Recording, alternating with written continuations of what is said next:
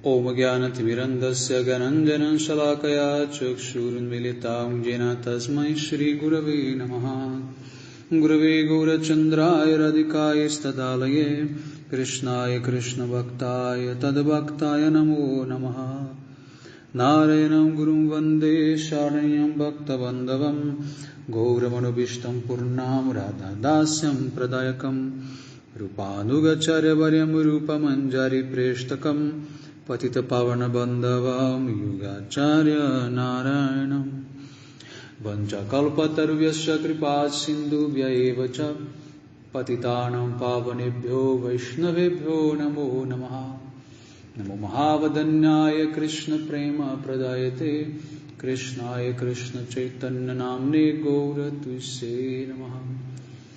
Shama Sundara Shikanda Shekara Smirahasar Murali Manohara Radhikara Shikamam Kripanide Shwapriya Charana Kinkarim Kuru Tapta Kanchana Gaurangi Radhe Vrindavaneshwari Vrishabhanushute Devi Pranamami Hari Priya Vrindaye Tulasi Devyaya Priyaye Keshava Sacha Krishna Bhakti Prade Devi Satyavatyai Namo Namaha. Shri Krishna Chaitanya Prabhu Nityananda Sri Advaita Gadadhara Sri Vasadi Gaura Bhakta Vrinda Hare Krishna Krishna Krishna Hare Hare Hare Ramo Ramo Ramo Hare Hare. Primeiramente eu gostaria de dar início oferecendo as minhas mais humildes e respeitosas reverências à poeira dos pés de lótus do meu mais amado Gurudeva Nitya Lila Pravistam Vishnupada Paramahamsa Paribraja Acharya Astotara Sata Susrimada Shila Bhaktivedanta Narayana Goswami Maharaj Shila Gurudeva e a todo o Shirupado Gauriya Guru Varga, a todos os Tridandis, Sannyasis, Brahmacharis, Vaishnavas e Vaishnavis e a todos aqui hoje reunidos as minhas mais respeitosas reverências. Então, pela misericórdia sem causa de Shila Gurudeva, de todos os mestres do passado, presente e do futuro, nós podemos nos reunir aqui hoje mais uma vez para dar sequência à leitura do Uddhava Gita, capítulo 7, verso 21. Então nós terminamos a leitura da aula passada contando como Krishna apareceu na forma do avatar Hamsa para os sábios e para o Senhor Brahma. Os filhos do Senhor Brahma, liderados por Sanaka Rishi, fizeram uma pergunta para o Senhor Brahma, qual era a meta mais elevada do yoga. Brahma não conseguiu responder e para então responder a essa pergunta, Krishna aparece na forma de Hamsa Avatar. Quando Krishna aparece diante deles, eles se aproximam, adoram os pés de lótus do Senhor Supremo e perguntam para ele: quem é você? Apesar deles terem percebido que era uma personalidade divina, isso estava bem claro, eles não sabiam ainda exatamente qual ou quem. Então, o verso 21, Krishna diz: meu querido Uddhava, os sábios estavam ansiosos ou ávidos para entender qual é o processo do yoga. Então eles me perguntaram. Agora ouça atentamente, enquanto eu repito as instruções que passei para os sábios. Verso 22. Meus queridos Brahmanas, se vocês acreditarem que eu também sou uma diva, eu aqui no caso Krishna, e que não existe nenhuma diferença entre nós, porque todas as almas são, na verdade,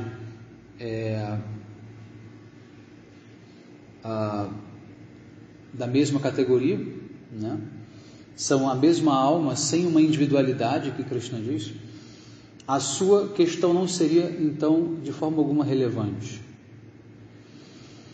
Mas porque a alma, ela não tem designações, como casta, ou em que,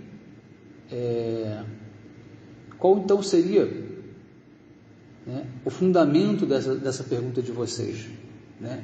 Que tipo de compreensão vocês têm sobre a alma? Krishna aqui coloca essa questão.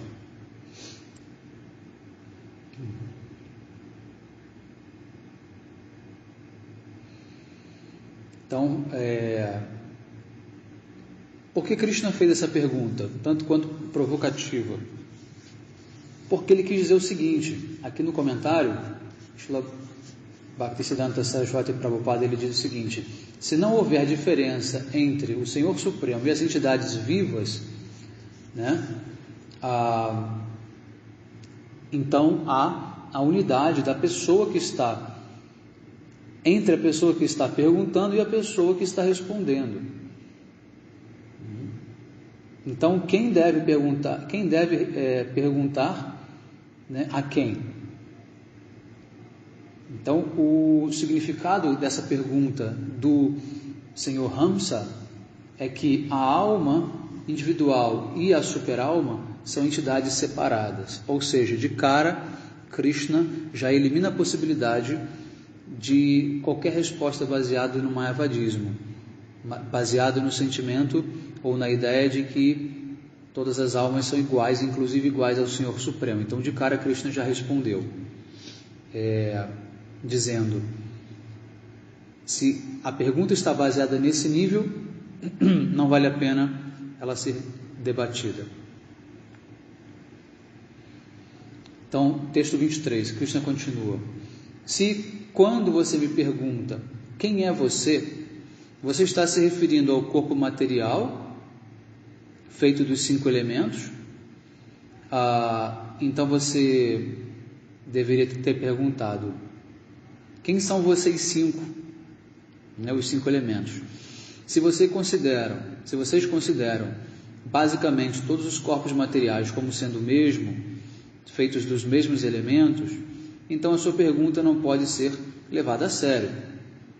Assim, me parece que vocês estão perguntando sobre a minha identidade, né, simplesmente com palavras sem um real significado. Aquela velha pergunta, alguém pergunta para você: quem é você? Aí você fala: meu nome é fulano. Não perguntei isso, não perguntei quem é você. Eu sou filho de ciclano. Não perguntei de quem você é filho, perguntei quem é você. Eu sou um ser humano. Então, também não disse muito, tem vários seres humanos e nem por isso vocês são iguais. Então, Krishna já começa jogando para eles: que tipo de pergunta vocês estão fazendo e baseado no quê? Quem sou eu a partir de que ponto de vista? Né? O que vocês esperam da minha resposta? Essa é o ponto aqui de Krishna. O que vocês esperam que eu responda? Se vocês acham que eu sou esse corpo, então a pergunta deveria ser: quem são vocês 5? Né? São os 5 elementos? E a resposta seria óbvia: eu sou a terra, a água, o fogo, o ar e o éter. Né? Então Krishna ele vai agora começar a ensinar os sábios a se colocarem da maneira adequada. E isso serve para todos nós. Quando nós formos questionar, indagar a verdade absoluta, indagar sobre a vida, nós precisamos fazer perguntas cujos fundamentos nós mesmos devemos ter claros dentro de nós. Entende? Porque senão fica uma conversa muito rasa, uma conversa muito, como se diz, pouco esclarecedora. Perguntas vazias, respostas vazias, ninguém chega a lugar nenhum, mas está todo mundo satisfeito. Esse é o nível das conversas mundanas. É assim que as pessoas conversam, é assim que as pessoas debatem religião, é assim que as pessoas debatem política, é assim que as pessoas falam sobre espiritualidade, sobre a alma, sem definir princípios, fundamentos, né? E sem nem mesmo saber o que esperar da resposta do outro. porque ainda não tem uma resposta nem para si mesmo. Falta conhecimento, mas em que nível? Falta linguagem. O primeiro passo para você começar a aprender é você ter linguagem. Sem linguagem, você não tem acesso ao conhecimento pleno. Quanto menos você conhecer das palavras, das expressões, enfim, das possibilidades da língua, menos você tem acesso ao conhecimento. É aí que a gente encontra um dos principais erros do Paulo Freire, né? Acho que todos vocês devem conhecer o Paulo Freire, um educador famoso, que acabou se tornando o ícone da educação brasileira e também, de certa forma, mundial, tá? Na Europa, nos Estados Unidos, ele é muito aclamado. E Paulo Freire tinha um princípio pedagógico de que a linguagem serve para a comunicação. Então, não importa como a pessoa utiliza a sua linguagem, o que importa é que ela se faça entender, é que ela comunique, ou seja, ele queria romper com o padrão da norma culta da língua portuguesa, ou de qualquer língua, dizendo que não é necessário as pessoas irem para as escolas aprenderem uma norma culta da língua portuguesa, porque eles eram também produtores da língua portuguesa, eles também eram co-criadores da língua portuguesa. Cada nicho social pode criar a sua própria língua portuguesa. Parece que faz sentido, né? Eu durante muitos anos acreditei nisso, mas eu, estudando os Vedas, expandindo o meu conhecimento, concluí exatamente o contrário disso, que na verdade isso não é uma libertação, isso é um aprisionamento. Por quê? Porque se você permite que as pessoas se comuniquem por uma linguagem ou uma língua criada por elas, nos guetos, né, nos grupos excluídos, menos favorecidos, você vai criar o quê? Você vai criar uma segregação automática daqueles grupos, ou seja, aqueles grupos não conseguirão dialogar com a sociedade, porque a sociedade não conhece a língua deles e nem eles conhecem a língua da sociedade. É como se você estivesse numa floresta com vários animais, né? Passarinhos de raça diferente não conversam entre si, né? Onças não conversam com pássaros, borboletas não conversam com abelhas. Você nunca viu e nunca vai ver animais de raças diferentes sentando e conversando. Por quê? A língua é outra. E a raça humana, ela está vivendo dessa maneira, tá? Então, qual que é o melhor meio para você libertar as pessoas, dando elas o conhecimento completo? É criar uma norma comum, para que todo mundo tenha acesso a todas as informações, para que todo mundo possa trocar informação, conhecimento, receber conhecimento, dar conhecimento, né, da maneira mais eficaz. Por isso é importante ter uma linguagem comum, para que quando eu utilize uma palavra, você saiba o significado dela. Então, o que Paulo Freire fez foi justamente isolar cada vez mais essas minorias da sociedade. E ele vinha ao mesmo tempo com um discurso dizendo que existe um movimento burguês elitista que segrega as pessoas através, né, de um conhecimento erudito, de uma linguagem acadêmica. Mas ora bolas, a linguagem deles é muito mais rica, a linguagem deles é muito mais complexa. Sábios, gênios foram criando, recriando, expandindo, né, essa língua, e foram dando à sociedade uma capacidade de se expressar muito maior. Por que as pessoas não conseguem falar o que sentem ou o que pensam? Porque elas não têm linguagem, elas não leram, elas não aprenderam palavras e meios de se expressar suficientes para dar conta dela mesma, decodificar o que acontece dentro dela. Aí a pessoa ela fica o quê? Embrutecida. Ela já não tem mais a capacidade de controlar ou canalizar as próprias emoções e pensamentos, e ela vira o quê? Um ser agressivo. Não necessariamente, mas em sua maioria. Agressivo em que sentido? Pessoas explosivas, pessoas passionais, pessoas que dentro dessa angústia de não conseguir se comunicar, acabam tendo rompantes de agressividade, né? Usam de linguagem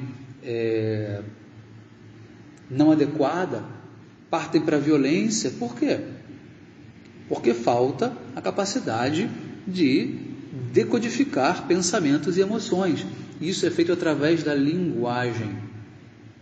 Então Krishna está dizendo aqui, vamos estabelecer uma linguagem comum, vamos estabelecer princípios comuns para que nós possamos nos entender, para que a minha resposta esteja dentro da tua expectativa e dentro da tua capacidade cognitiva e de compreensão. Então, o que a educação védica faz?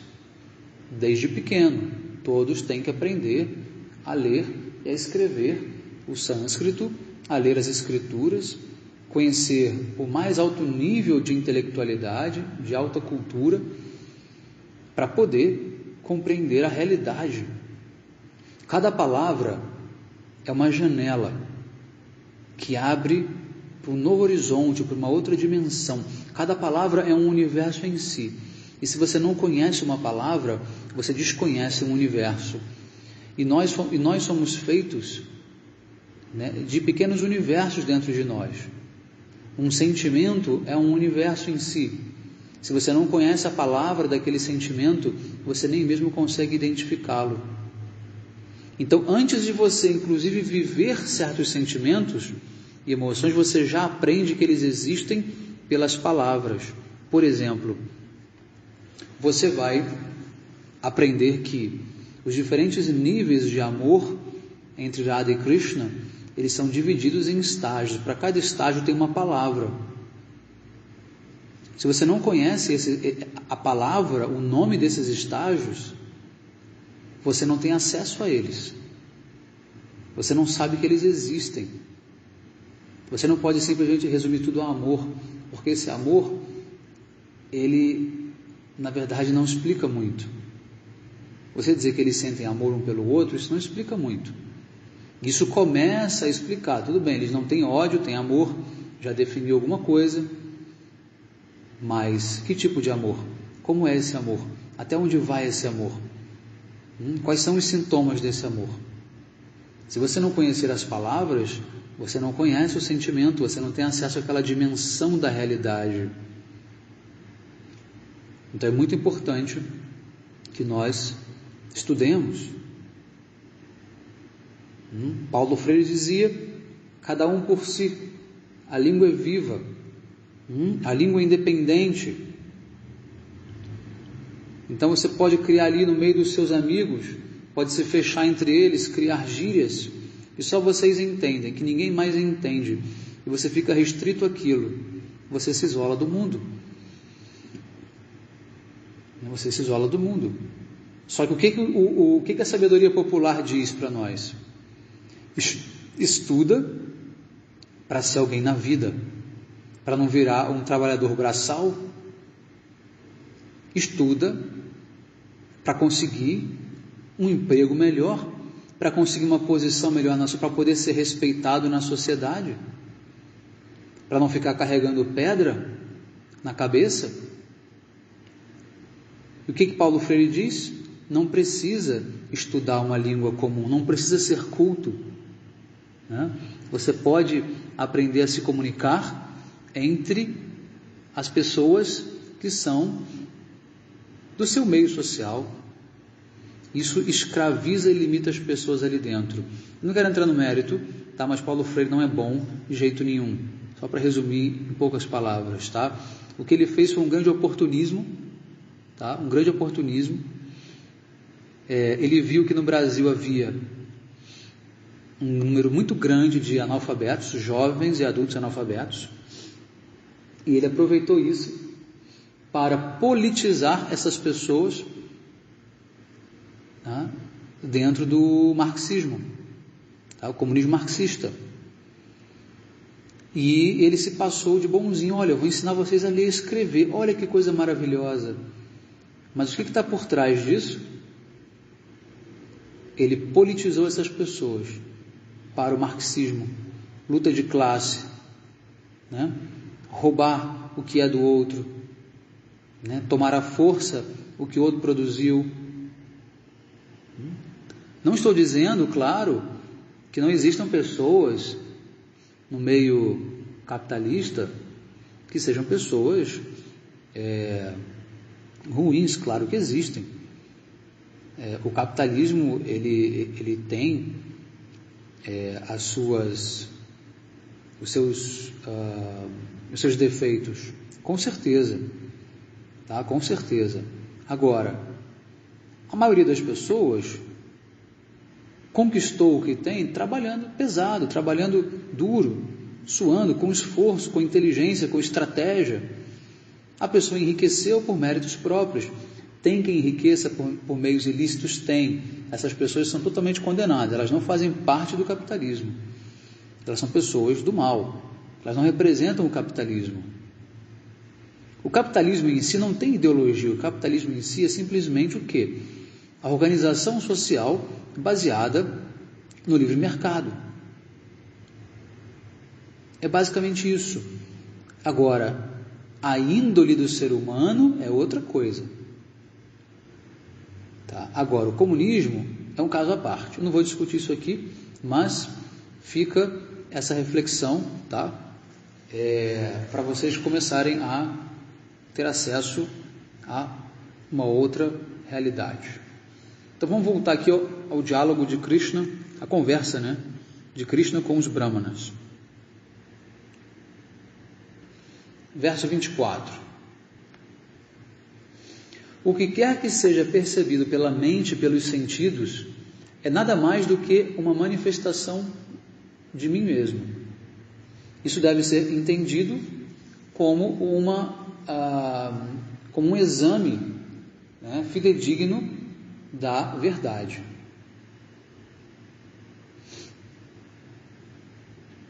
25. Meus queridos filhos, a mente, ela tem a propensão a entrar no mundo dos objetos materiais e também dos sentidos materiais, também entram na mente. No entanto, ambos, a mente e os objetos materiais, são designações que encobrem a alma espiritual pura, que é uma parte e parcela minha, de mim. 26. Aquele que me alcançou, entendendo que não é diferente de mim, compreende que a mente material está absorta dentro dos objetos dos sentidos devido a uma constante necessidade de gratificar esses sentidos, e que os objetos materiais estão presentes dentro da mente material. Tendo entendido que a minha natureza é transcendental, essa pessoa abandona tanto a mente material quanto os objetos materiais. 27. As três funções da inteligência, que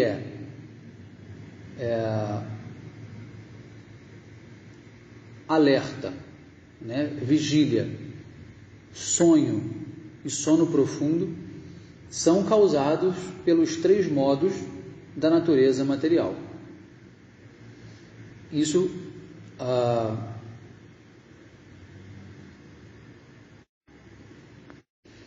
conclui-se que, então, a alma espiritual é visionária, está completamente além ou aquém desses três estados. Ou seja, a alma, ela não desperta, ela não sonha e ela não dorme profundo. Verso 28. Devido a estar presa pela inteligência material, a entidade viva condicionada é então levada, na direção do desfrute material dos seus sentidos. Eu sou o quarto estágio de consciência, além da vigília, do sonho e do sono profundo. E vocês devem ficar estabelecidos em mim e assim abandonar. O quê? Abandonar o cativeiro da natureza material. Dessa maneira, você pode automaticamente se tornar desapegado dos objetos materiais, dos sentidos e da mente. Então aqui Krishna diz uma coisa: eu sou a quarta dimensão. Krishna diz, eu sou o quarto estágio de consciência.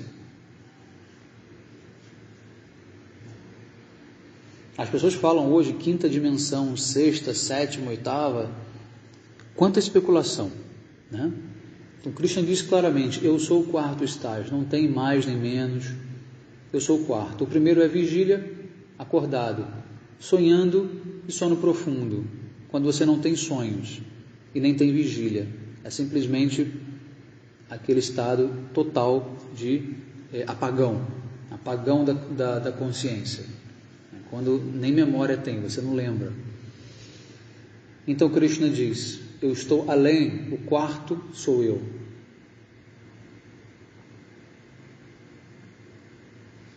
29. A entidade viva foi colocada no cativeiro do falso ego, que lhe confere o oposto daquilo que ele, na verdade, espera receber. Portanto, uma pessoa inteligente deve abandonar a sua ansiedade constante por desfrutar da vida material e permanecer situada no Senhor Supremo, que existe além das funções da consciência material. Ou seja, meditar em Paramatma, meditar no Senhor Supremo. Verso 30. Como instruído por mim, Krishna diz, você deve fixar a sua mente sem qualquer desvio. Se você continuar a ter vários objetivos na vida, ao invés de ver como tudo está ligado ao meu serviço devocional, então, embora acreditando em si mesmo como acordado, na verdade você está sonhando devido à falta de absorção ou falta de concentração na plataforma transcendental.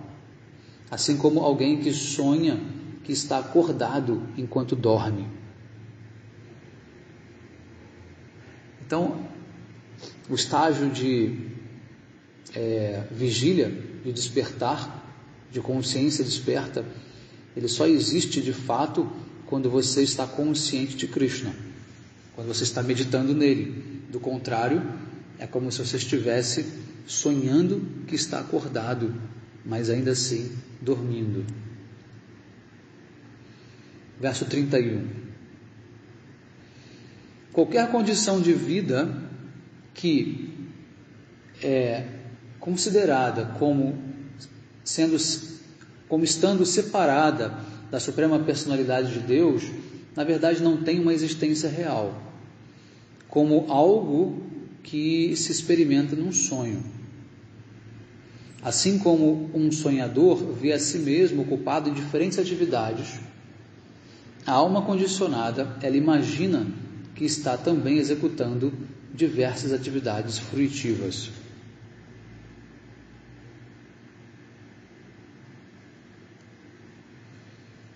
Então, aqui no comentário de Srila Vishwanath Chakravarti Thakur, tem um ponto interessante que ele diz o seguinte: embora o Hamsa Avatar tenha condenado a concepção da dualidade dentro do mundo material, os Vedas prescrevem o Varnashram Dharma, ou seja, seguir com seus deveres sociais, né, que divide a sociedade humana de acordo com esses deveres ocupacionais e com o status espiritual de cada um. Como essas duas coisas podem ser conciliadas? A resposta para isso está no seguinte verso. As palavras Aniyesham Bhavanam se referem ao entendimento védico, mas não à concepção da vida baseada na falsa identificação do corpo material e da mente. É claro que as divisões do Varnashram Dharma estão baseadas nessa ilusão, mas eles foram organizados de tal maneira que gradualmente nos leva para o ponto de iluminação da compreensão espiritual. Sendo uma criação divina, este mundo material não é falso, como muitos filósofos menos inteligentes imaginam. Esse mundo é real. As entidades vivas também são reais, mas a identificação da entidade viva com o mundo material é que é falsa. Já expliquei isso várias vezes, né? Não é ilusório porque é falso, é ilusório porque não tem eternidade, porque não tem consistência, como se fosse uma miragem. Perdão, não é como se fosse uma miragem, tá? A miragem, ela não tem realidade em si. Ela não existe. Quando você se aproxima, ela some, tá? Já o mundo material, naquilo que está ali concreto, você está vendo areia na sua frente, aquilo existe mesmo. Ou seja, as experiências que nós temos são experiências reais. Você não pode eliminar essas experiências. Essa é uma grande contradição do budismo, inclusive.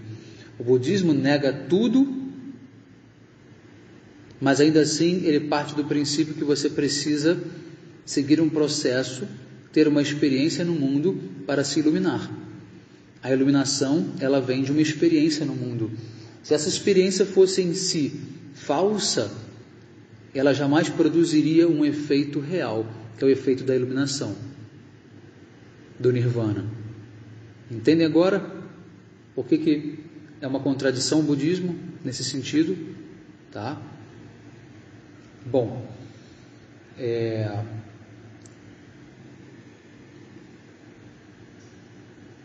verso 32. Enquanto desperta, a alma condicionada tenta desfrutar das suas experiências neste mundo material. Enquanto está dormindo, ela desfruta das experiências ilusórias dentro da mente. E no sono profundo, essas experiências são esquecidas. Entendendo então esses três estágios, vigília, sonho e sono profundo, a alma condicionada pode compreender que ela é simplesmente uma testemunha e, portanto, ela é transcendental a tudo isso que está acontecendo. As transformações do mundo material não são transformações que ocorrem na alma. Elas ocorrem na mente e no mundo, mas não na alma. Mas porque a alma está vendo através da mente, ela vê as transformações, mas ela mesma não se transforma. 33. Meus queridos filhos, após deliberar cuidadosamente sobre esses três estágios mentais, esses três estágios mentais são nascidos dos três modos da natureza material e, portanto, criados pela minha energia ilusória, vocês devem cortar em pedaços o falso ego, que é uma fonte de todas as dúvidas. Né? Com o quê? Com a faca afiada do conhecimento, adquirida através da reflexão lógica, baseada nas instruções dos sábios e da literatura védica. Então vocês devem me adorar, aquele que está situado dentro do seu coração. Muito bonito isso que Krishna fala. Então, enquanto houver a identificação com o falso ego, haverá a identificação com o mundo material. A partir do momento em que você não se identifica mais com o falso ego, ou seja, com esse eu histórico, com o ser histórico que nasceu em tal data, que tem tal família, tal processo, e você começa a se identificar com a alma, automaticamente você sai dessa ilusão. Mas como? Ele diz claramente, através da reflexão lógica, né? Baseado nas instruções dos sábios e dos Vedas. Tá? Então, muita gente diz, eu preciso ser menos racional, eu preciso ser mais intuitivo, mais emotivo, eu não posso racionalizar tanto as coisas. Bom, se você deixar de racionalizar tudo, você perde a possibilidade de entender e analisar as verdades da vida, inclusive as suas próprias emoções. Para você entender as suas emoções, você não pode usar a própria emoção, você tem que usar a razão. Então não é que você vai escolher uma coisa ou outra, não. Você vai sempre usar a razão para analisar tudo, inclusive as suas emoções. Você vai viver emoções, mas emoções com o freio e o filtro da razão, para que você não se torne um ser impulsivo, passional, um ser maníaco. O que significa maníaco? Aquele que é um escravo da mente. O que significa demoníaco? Aquele que está controlado pela mente. Tá? Ou seja, a mente nesse sentido não estamos falando da razão. Estamos falando o quê? De uma mente condicionada às emoções e às identificações corpóreas, físicas. Tá? A mente aqui não é razão em si. A mente aqui é muito maior, né, do que isso. Tá? Então, a razão é fundamental. A reflexão, a meditação, a ponderação, a comparação, mas principalmente é compreender os princípios da vida, porque nós não precisamos descobrir a roda de novo. Você não precisa ficar observando a si mesmo para entender o que acontece consigo ou com o mundo. Você pode aprender com a literatura védica e com os sábios como a mente humana funciona, como o mundo funciona, antes que você tenha inclusive as experiências dele. Antes que você tenha inclusive a experiência dele. O que faz de uma pessoa sábio é aquele que aprende sem ter experiência. Então, quando a criança está lá com os seus 5, 6 anos de idade, ela já começa a ouvir que o mundo material é um mundo de misérias, é um mundo de sofrimento, não vale a pena você se envolver com ele, não vale a pena você desfrutar dele. Ela mal começou a viver, mas ela já é instruída a saber que o resultado será negativo. E se ela tem sapiência suficiente, ela não se envolve. Ela não precisa colocar a mão no fogo para saber que o fogo queima. Só de se aproximar do fogo, ela já sente um calor. E ela fala, se eu passar deste ponto, eu vou ter uma reação negativa. Isso é inteligência. Isso é inteligência. Mas é claro que isso não é o resultado de uma vida, né? Essa consciência de não colocar a mão no fogo, isso vem né, por vários nascimentos. Até você se tornar um sábio, você vai ter que nascer várias vezes. Mas pelo menos você tem que entender qual é o processo. Tá?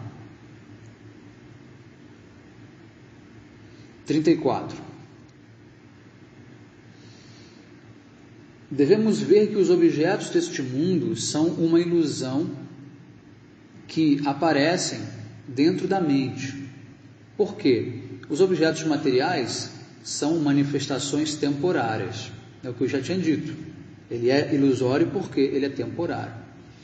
Eles podem ser comparados a uma faísca, né, criada por uma chama, né, do fogo. Quando sai aquela faísca, aquela linha vermelha do fogo. A alma espiritual, por sua natureza, existe em um estado singular de consciência pura. No entanto, neste mundo, a alma, ela aparece, né, ou se manifesta em diferentes formas e estágios de consciência ou de existência. Os modos da natureza dividem a consciência da alma em dormindo, acordado e sonhando. Todas essas variedades de percepções, né, no entanto, são conhecidas como Maya e existem apenas como um sonho.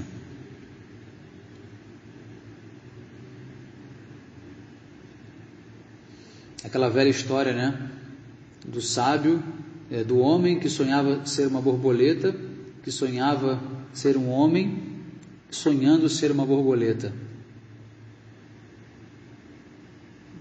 E assim infinitamente. 35. Com a compreensão da natureza temporária e ilusória do mundo material, e tendo retirado a sua visão dessa ilusão, você deve se manter livre dos desejos do desfrute material. E, através da experiência da felicidade da alma, você deve abandonar atividades e falas materiais. Mesmo que você tenha que se envolver com atividades materiais, como comer, etc., você deve se lembrar que essa não é a realidade última ou mais elevada, e que você renunciou a isso, você já renunciou a isso. E por viver assim continuamente, até o momento da morte, você não cairá mais na ilusão.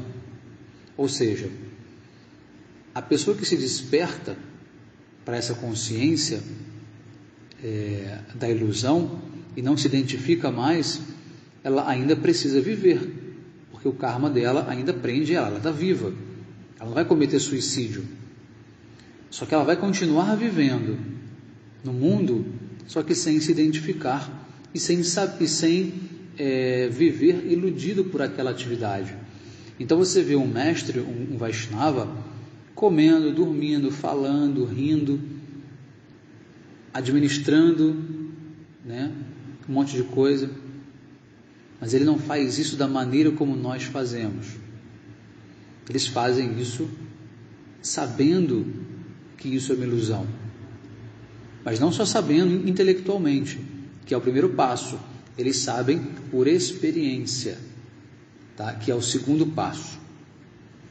Você precisa ter isso aplicado na tua vida.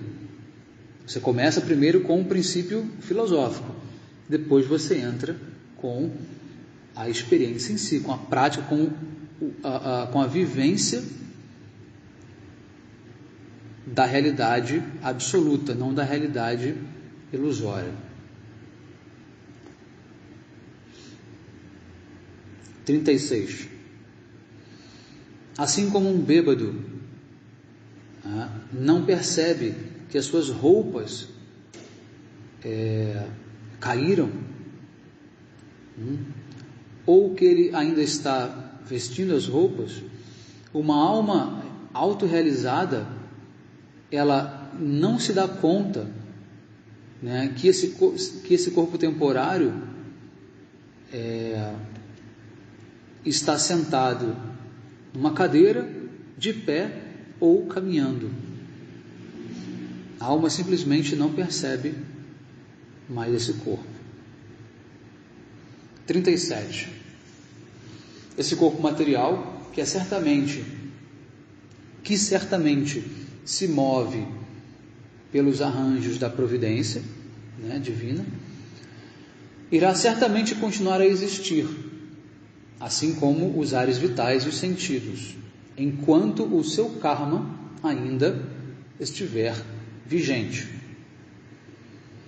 Aquele que alcançou a absorção no Senhor Supremo através do Samadhi e que está fixo na realidade absoluta, ele jamais se rende às manifestações do corpo material, sabendo que ele é apenas um corpo como visto num sonho. –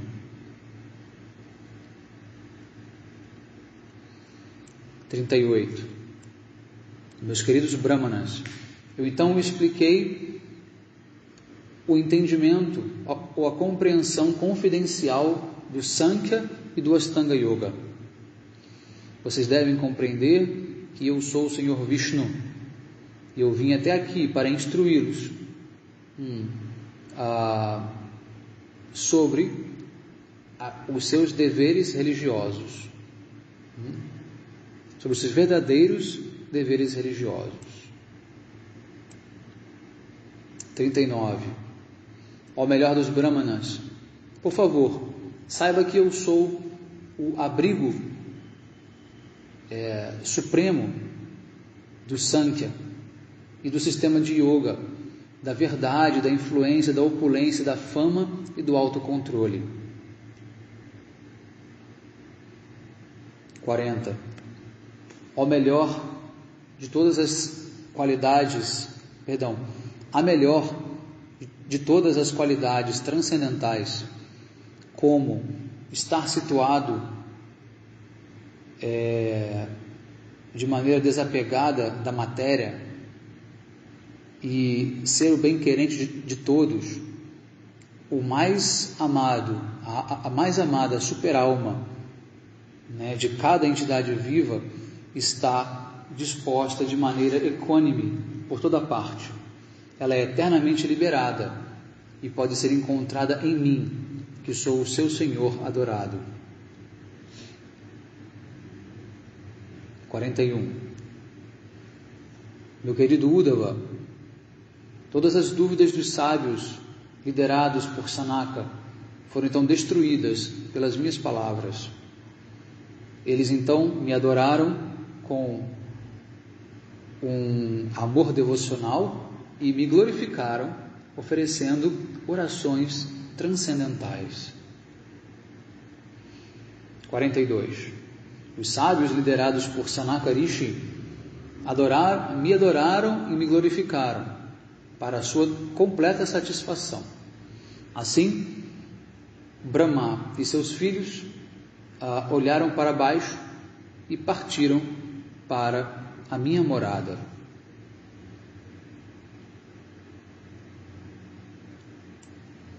Aqui então termina o capítulo 7. Daremos sequência na próxima aula então, o capítulo 8. Krishna vai falar sobre o sistema de yoga para Uddhava. Ok? Um bom dia a todos. Hare Krishna. Vanchakalpatarubhyascha kripa sindhubhyeva cha patitanam pavanebhyo vaishnavebhyo namo namaha.